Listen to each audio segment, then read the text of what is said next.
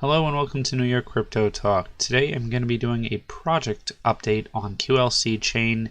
This is a follow-up to the project review I did on them previously, which I will put in the link above as well as in the description below.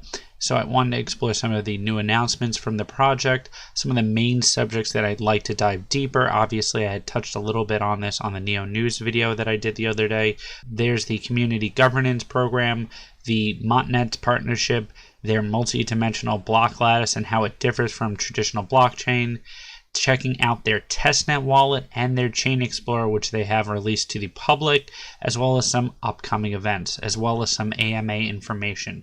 So without further ado, I would like to go into their community governance program a little bit more in detail, since I did get to follow up with their team to get some more information. So looking at their Medium page here, as I mentioned in the previous video, there's a lot of great information as far as what the community governance program is going to do by allowing the community to be a lot more involved within the project as far as things such as exchange listings, product developments, the AMA schedules, and other things along the line.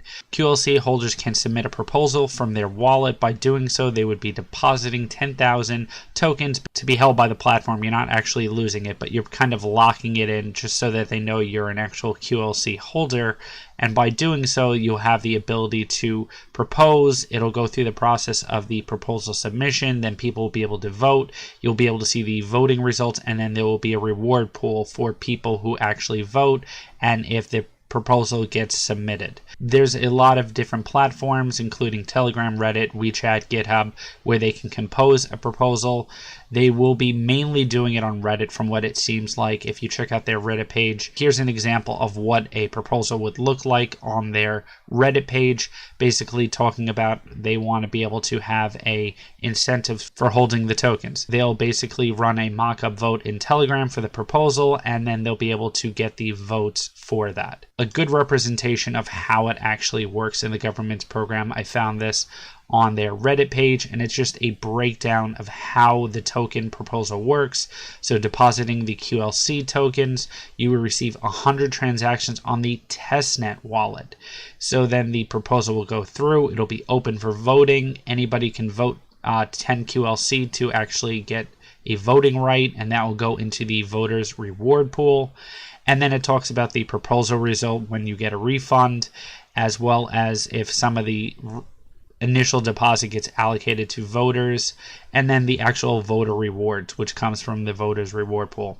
So you can go definitely check this out in further detail. I will link this image in the description below so you can get more information on how their actual proposal will work. I just like the whole idea of the community-based system where they're trying to allow individuals on the platform to have a say in the project. Looking at the partnership that I did announce a few months ago, which was the QLC chain and the Testnet announcement, basically is a joint venture to provide decentralized telecom services for enterprise individuals.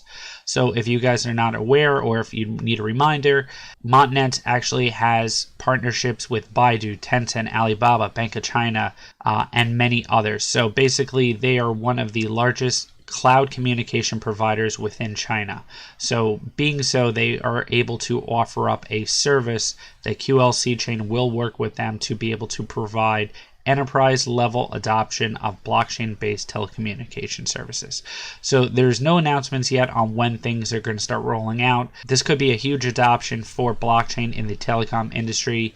Basically, QLC chain is a network as a service, a NAS. So it's a different way of being able to operate the platform for blockchain as opposed to many other cryptocurrencies out there. So they're going to be a network as a service provider. Looking at the multi-dimensional block lattice, it's very interesting. The platform allows for, instead of just having side chains, which a lot of platforms have, and just main chains, with the multi-dimensional block lattice, basically each token holder will have their own chain. Each individual who has a wallet will have their own chain, and depending on how many different types of tokens are within their wallet, since they will have the support for multiple tokens within the QLC chain, QLC tokens will actually just be the main chain token that's being utilized. All the other ones will also allow for multiple chains. So if one token holder has 3 different types of tokens, you will have 3 separate chains built in that are your own. So it's going to work differently. It's not going to be tied up into the TPS basis that a lot of other platforms have. So there's a different way of operating, and it will be a lot faster because of the way it's structured. And with some of the technical advantages of the dual consensus protocol with the multi-dimensional block lattice, they'll be able to perform a high number of transactions per second, providing massive scalability and an inherently decentralized environment for the NAS-related applications. So right now, they've now tested around 3,500 TPS in their testnet, and of course, once more users are added, more devices are added, they do believe that that will definitely go up.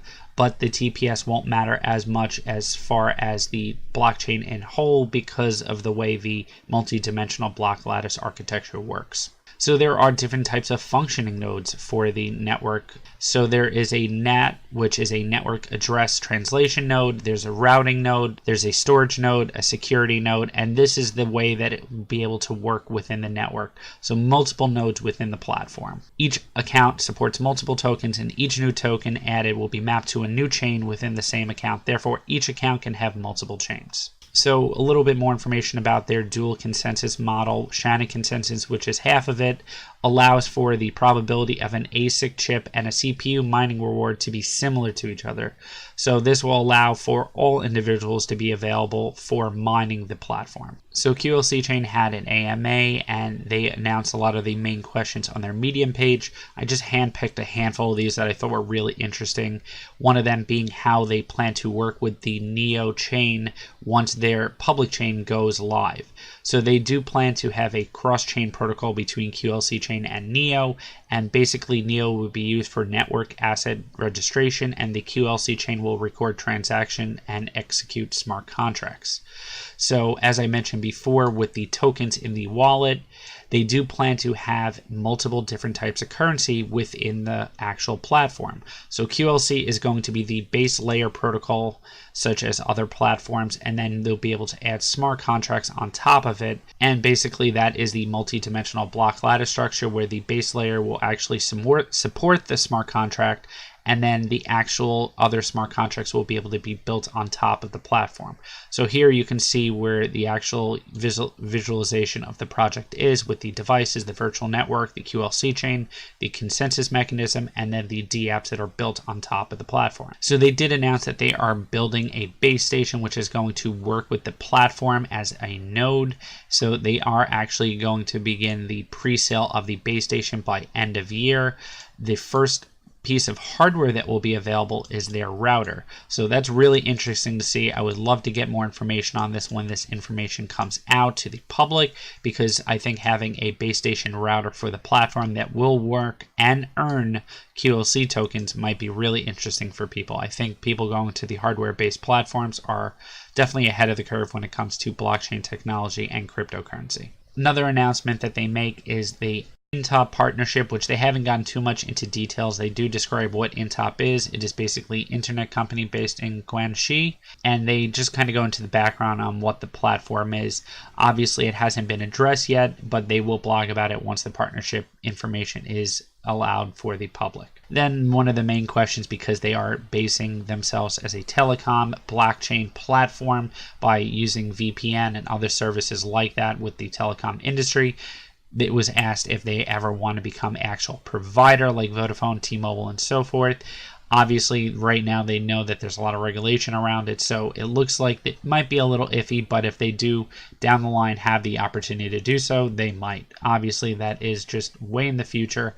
I'm sure there's a lot of regulation for having that type of structure built into a platform. So I did have the opportunity to get some test tokens here on the QLC wallet on the testnet, and I wanted to show you guys what it looks like and to be able to play with some of the information that is available. I did get some tokens sent to me. Here you can see here the QLC chain wallet has account, send, receive, address book, and then settings. It does get locked after a handful of minutes of inactivity, so you do have to unlock it again. You can't just expect the wallet to be unlocked all the time, which does happen with things like my Ether wallet, depending on how you have it set up.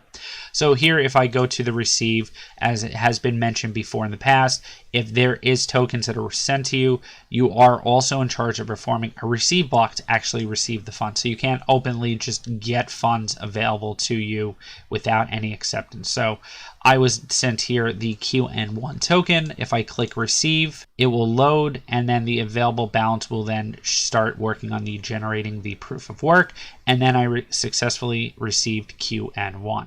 So now if I go to my accounts, before I had 2 tokens, now I have 3 tokens. I have the root token, QN1, and QN5. Mind you, these are just test tokens right now, but I can go to send. I did program someone into my wallet address, so if I choose that person's individual information, I can then choose which type of token I want to send. So there's the QLC chain.